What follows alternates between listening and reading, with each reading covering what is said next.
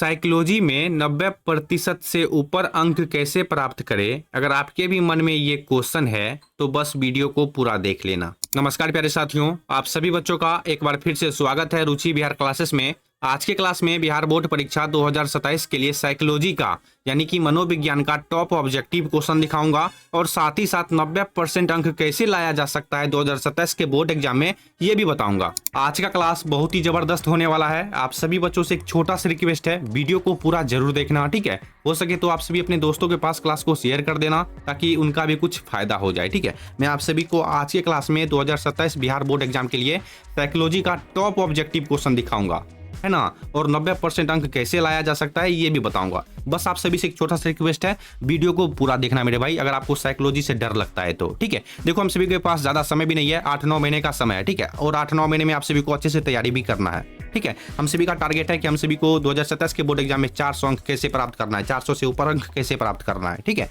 तो चलिए हम सभी क्लास को शुरू करते हैं। आप सभी को एक एक करके क्वेश्चन को ध्यान से देखना पड़ेगा, सभी क्वेश्चन को कॉपी में नोट करना पड़ेगा, ठीक है। चलिए क्लास को शुरू करते हैं हम सभी। देखो प्यारे साथियों, 2027 आते तक, ठीक है, 2027 आते तक जरा ध्यान से सुनिएगा, ठीक है। रिकॉर्डिंग क्लास है, लाइव क्लास नहीं है, ठीक है, लाइव क्लास नहीं है, रिकॉर्डिंग क्लास है। आप सभी जरा ध्यान से सुनिएगा कि आपको 90% अंक कैसे लाना है, ठीक है। देखो मैं आप सभी को 2027 आते तक जितना भी साइकोलॉजी का क्वेश्चन दिखाऊंगा, जितना भी टोटल क्वेश्चन को आप सभी एक कॉपी में नोट कर लो। मैं जो बोल रहा हूं उनको ध्यान से सुनो, ठीक है। 2027 आते तक मैं आप सभी को जितना भी साइकोलॉजी का क्वेश्चन दिखाऊंगा, टोटल क्वेश्चन को आप सभी एक एक करके अच्छे से कॉपी में नोट कर लो, ठीक है।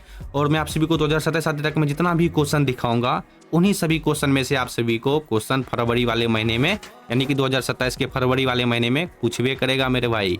100% मेरे से लिखवा के ले लो। मैं जितना भी क्वेश्चन दिखाऊंगा, टोटल क्वेश्चन में से आप सभी को 100% यही से क्वेश्चन आप सभी को देखने के लिए मिलेगा, ठीक है। इसलिए आप सभी अभी से मेहनत करना शुरू कर दो, ठीक है। और देखो आप सभी को 90% अंक कैसे लाना है, तो बहुत ही छोटा सा बात है, लेकिन आपको उन पे फोकस करना पड़ेगा तभी हो सकता है, ठीक है। लेकिन छोटा सा इजी बात है, लेकिन आप सभी को उन पे फोकस करना पड़ेगा, ठीक है। देखो 2027 आते तक मैं आप सभी को जितना भी क्वेश्चन दिखाऊंगा, सभी क्वेश्चन को बस आपको याद करना है, बस याद करना है। 90% अंक कोई भी नहीं काट सकता है, ठीक है।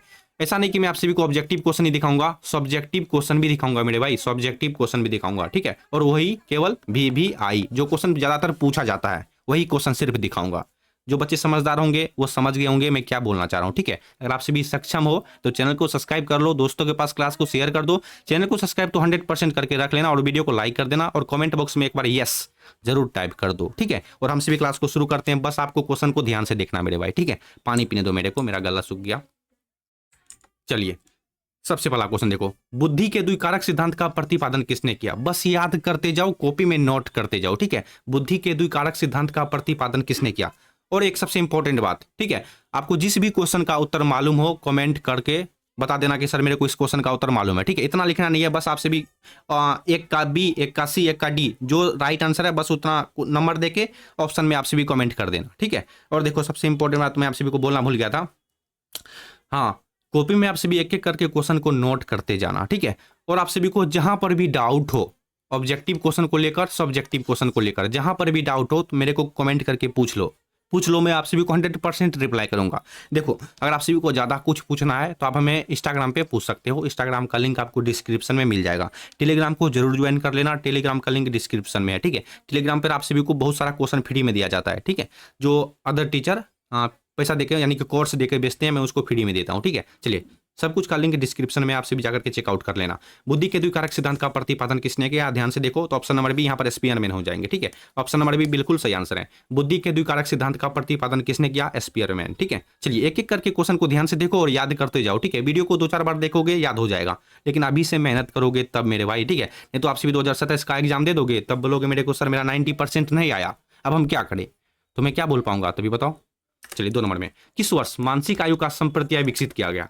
किस वर्ष मानसिक, क्वेश्चन को ध्यान से देखो, किस वर्ष मानसिक आयु का संप्रत्यय विकसित किया गया? तो 2 का सही जवाब है ऑप्शन नंबर बी, 1908 को, ठीक है। Option number C, sorry option number C यहाँ पर राइट आंसर हो जाएंगे, ठीक है। किस वर्ष मानसिक आयु का संप्रत्यय विकसित किया गया? 1908 को, ठीक है। मेरे इधर बहुत सारा गर्मी में मेरे भाई, अभी कितना गर्मी लग रहा है मेरे को, मेरा पूरा शरीर पसीना से भीग गया है, लेकिन मैं फिर भी वीडियो बना रहा हूँ, ठीक है। किसके लिए? आप सभी के लिए। किस वर्ष मानसिक आयु का संप्रत्यय विकसित किया गया? तो ऑप्शन नंबर सी, 1908 में। याद रखिएगा, बहुत ही इंपॉर्टेंट है ये सभी क्वेश्चन 2027 के लिए। व्यक्तिगत विभिन्नता का अर्थ क्या होता है? टॉप ऑब्जेक्टिव क्वेश्चन में आप सभी को दिखा रहा हूँ, टॉप और टॉप का मतलब सभी बच्चे अच्छे से जानते हैं। व्यक्तिगत विभिन्नता का अर्थ होता है व्यक्तियों की विशेषताओं और व्यवहारों में अंतर। ऑप्शन नंबर सी यहाँ पर सही आंसर हो जाएंगे। व्यक्तिगत विभिन्नता का अर्थ क्या होता है, तो व्यक्तियों की विशेषता और व्यवहारों में अंतर। Option number C. हूबहू ऐसा ही आप सभी को 2027 में भी क्वेश्चन और ऑप्शन देखने के लिए मिलेगा। ठीक है, चलिए अगला क्वेश्चन देखते हैं हम सभी। 4 नंबर में तनाव यानी कि स्ट्रेस के कारण होने वाली शारीरिक बीमारी क्या कहलाती है। तनाव यानी कि हम सभी इंग्लिश में जो फिल्म में देखते हैं स्ट्रेस, ठीक है, स्ट्रेस नहीं लेना चाहिए। ठीक है, मेरे को भी डॉक्टर मना किया स्ट्रेस आपको ज्यादा नहीं लेना है। ठीक है, तनाव के कारण होने वाली शारीरिक बीमारी क्या कहलाती है, बताओ मेरे भाई, मालूम है तो बताओ। देखो याद रखना, मनोशारीरिक रोग। ठीक है, मनोशारीरिक रोग, क्या तो क्या, मनोशारीरिक रोग। तनाव के कारण होने वाली शारीरिक बीमारी क्या कहलाती है, तो मनोशारीरिक रोग कहलाती है। ठीक है, 5 नंबर में मानवतावादी मनोविज्ञान के जनक कौन माने जाते हैं। मानवतावादी मनोविज्ञान के जनक कौन माने जाते हैं, तो आप सभी को याद रखना है ऑप्शन नंबर बी, मैस्लो यानी और रोजर्स। ऑप्शन नंबर बी यहाँ पर सही आंसर हो जाएंगे।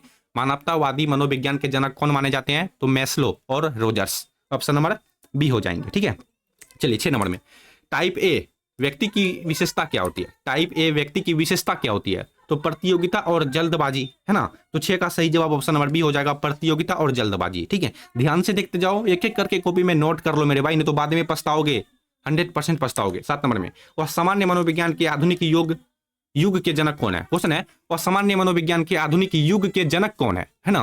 वह सामान्य मनोविज्ञान के आधुनिक युग के जनक कौन है, तो आपको याद रखना है 7 का सही जवाब option number A, Sigmund Freud. Option number A यहाँ पर सही आंसर हो जाएंगे, सिगमंड फ्रायड।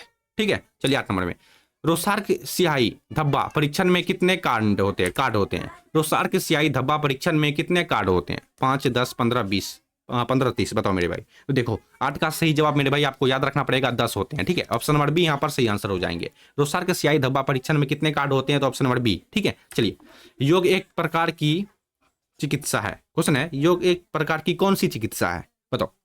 योग एक प्रकार की कौन सी चिकित्सा है। योग का मतलब तो आपसे भी अच्छे से जानते हैं। ठीक है, तो देखो 9 का सही जवाब ऑप्शन नंबर सी, वैकल्पिक चिकित्सा। ठीक है, ऑप्शन नंबर सी हो जाएंगे। योग एक प्रकार की कौन सी चिकित्सा है, तो वैकल्पिक चिकित्सा है। ठीक है, 10 नंबर में बुद्धि का क्या लिखा हुआ है, सॉरी, बुद्धि का बहुबुद्धि सिद्धांत किसने दिया। बहुत ही इंपॉर्टेंट है ये क्वेश्चन। बुद्धि का बहुबुद्धि सिद्धांत किसने दिया, है ना, याद रखिएगा। बुद्धि का बहुबुद्धि सिद्धांत किसने दिया, यही क्वेश्चन है। तो 10 का सही answer option number B, Gardner ने दिया था। ठीक है, ऑप्शन नंबर बी यहाँ पर सही आंसर हो जाएंगे। 11 नंबर में बुलिमिया किस प्रकार का विकार है, तो देखो 11 का सही आंसर ऑप्शन नंबर बी, भोजन विकार है। ठीक है, 12 नंबर में समूह संरचना का मुख्य घटक क्या है।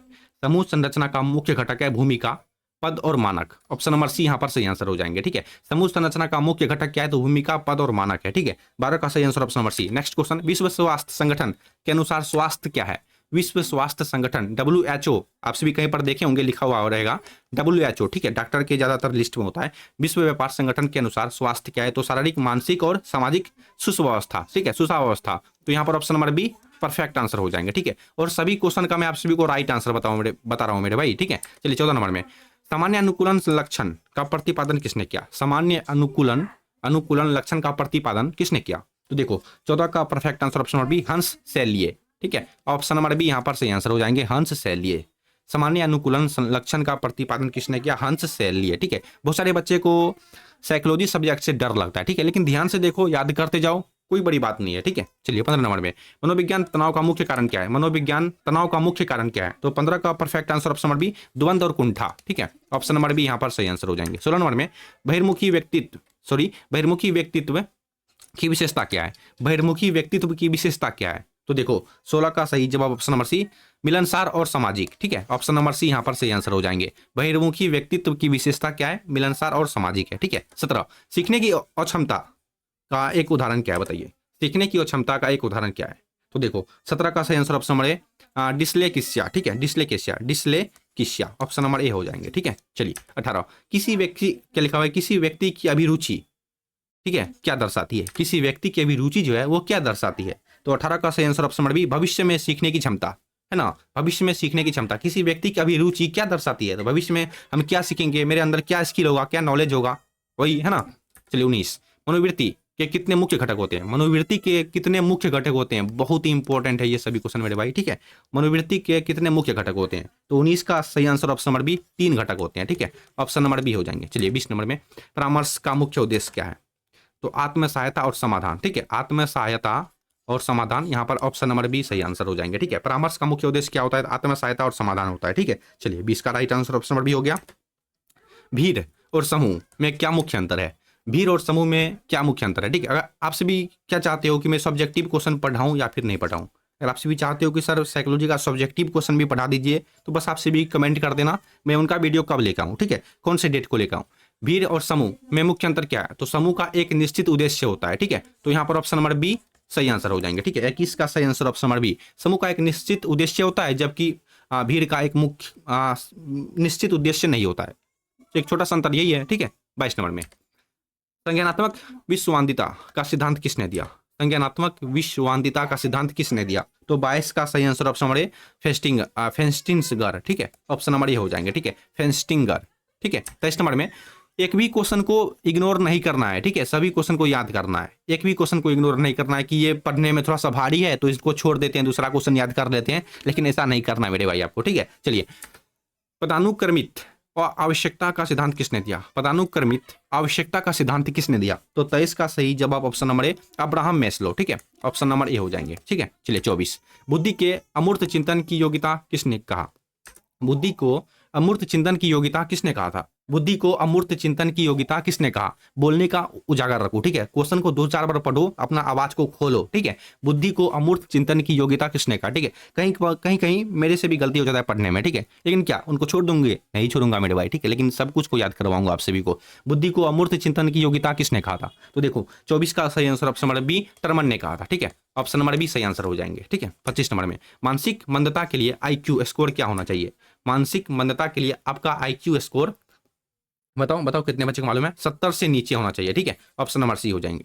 अगला, सृजनात्मकता का मुख्य तत्व क्या है? सृजनात्मकता का मुख्य तत्व क्या है? सृजनात्मकता का मुख्य तत्व क्या है? तो मौलिकता और नवीनता, ऑप्शन नंबर बी यहाँ पर सही आंसर हो जाएंगे, ठीक है, याद रखना। सृजनात्मकता का मुख्य तत्व क्या है? मौलिकता और नवीनता, ठीक है। चलिए 27 व्यक्ति के मनोगत्यात्मक उपागम को किसने दिया? व्यक्ति के मनोगत्यात्मक उपागम को किसने दिया? तो 27 का सही answer option number B Sigmund, ठीक है, Sigmund Freud, option number B हो जाएंगे, ठीक है। ध्यान से देख लो, व्यक्तित्व के मनोगत्यात्मक उपागम को किसने दिया? सिगमंड फ्राइड ने दिया था, ठीक है। 28 नंबर में ध्वनि प्रदूषण को किस इकाई में मापा जाता है? ध्वनि प्रदूषण को सबको मालूम होना चाहिए, ध्वनि प्रदूषण को डेसिबल में मापा जाता है, ठीक है, बहुत बार ये क्वेश्चन पूछा भी गया है, ऑप्शन नंबर बी यहाँ पर सही आंसर हो जाएंगे, ठीक है। 29 प्रासंगिक अंतर्बोध परीक्षण किसने विकसित किया?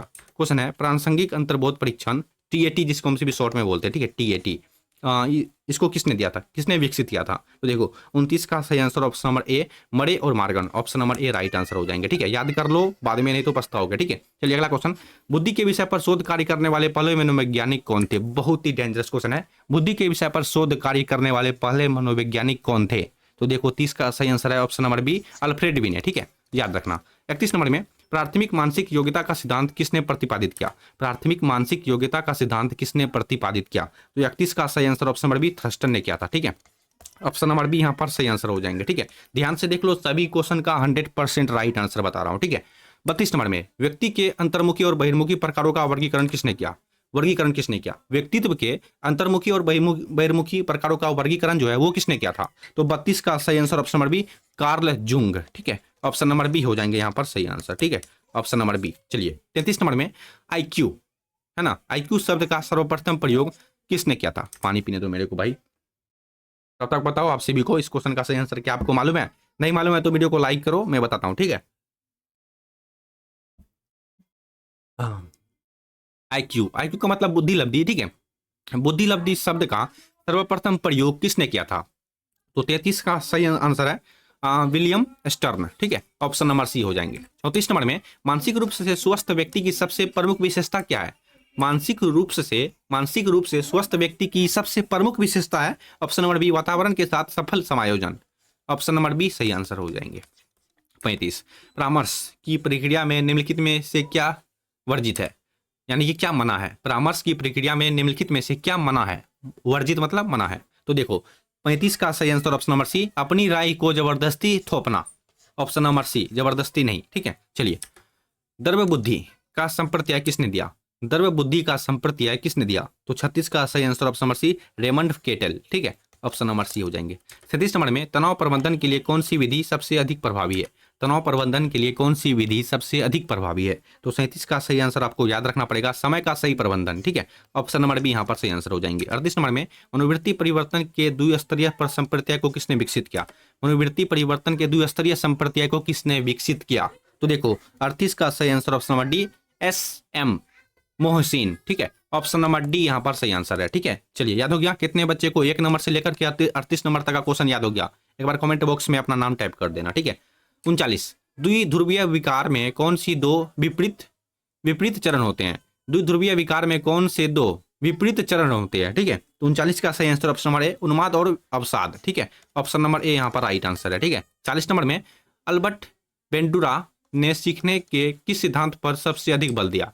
अल्बर्ट बेंडुरा ने सीखने के किस सिद्धांत पर सबसे अधिक बल दिया था? तो 40 का सही आंसर ऑप्शन नंबर बी, परीक्षण द्वारा सीखना, है ना, परीक्षण द्वारा सीखना। अल्बर्ट बेंडुरा ने सीखने के लिए सबसे अधिक बल दिया था इस पर। ठीक है, इसी सिद्धांत पर सबसे अधिक बल दिया था, परीक्षण द्वारा सीखना। 41 सामान्य औसत, सामान्य मतलब औसत बुद्धि वाले व्यक्ति का IQ स्तर कितना होता है?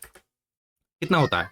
90 से 110 के बीच होता है ना, ऑप्शन नंबर सी यहाँ पर सही आंसर है। ठीक है, 41 का सही answer option number C. 42 number में सिजोफ्रेनिया किस प्रकार का मानसिक विकार है? सिजोफ्रेनिया किस प्रकार का मानसिक विकार है? तो 42 का सही आंसर ऑप्शन नंबर बी, गंभीर मनोविकृति। ठीक है, ऑप्शन नंबर बी यहाँ पर सही आंसर है। ठीक है, 43 नंबर में रक्षा प्रक्रम का विचार मूलतः किसने प्रस्तुत किया था? रक्षा प्रक्रम का विचार मूलतः किसने प्रस्तुत किया था? 43 का सही जवाब option number C, Sigmund Freud. ठीक है, ऑप्शन नंबर सी। चलिए 44 एनोरेक्सिया नर्वोसा की मुख्य पहचान क्या है? एनोरेक्सिया नर्वोसा की मुख्य पहचान क्या है? तो ऑप्शन नंबर बी, वजन बढ़ने के डर से भोजन त्याग देना। ठीक है, ऑप्शन नंबर बी यहाँ पर सही आंसर है। ठीक है, चलिए 44 का सही आंसर ऑप्शन नंबर बी हो जाएगा। मैं आप सभी को टोटल 50 क्वेश्चन दिखाऊंगा आज के क्लास में। 45 मेस्लो के आवश्यकता पदानुक्रम में आत्मसिद्ध कहाँ स्थित है?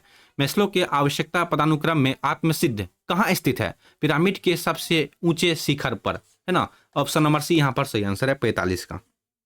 एग्जाम में क्वेश्चन और ऑप्शन दोनों सेम रहेगा आप सभी को। ठीक है, 46 पूर्वाग्रह को मनोविज्ञान में क्या माना जाता है? पूर्वाग्रह को मनोविज्ञान में क्या माना जाता है? तथ्यों के बिना बनाई गई नकारात्मक राय, है ना। 46 का सही जवाब ऑप्शन नंबर बी होगा मेरे भाई, तथ्यों के बिना बनाई गई नकारात्मक राय। ठीक है, चलिए 47 जिन प्याजे के अनुसार, ठीक है, जिन प्याजे के अनुसार, प्याज ओनियन मत समझना, ठीक है, ओनियन मत समझना आप सभी। जिन प्याजे के अनुसार अनुकूलन में कौन सी दो क्रियाएं शामिल है? ठीक है, जिन प्याजे किसी का नाम है, जिन एक साइंटिस्ट का नाम है, जिन प्याजे के अनुसार अनुकूलन में कौन सी दो प्रक्रियाएं शामिल है? बताओ कौन सी दो प्रक्रियाएं शामिल है?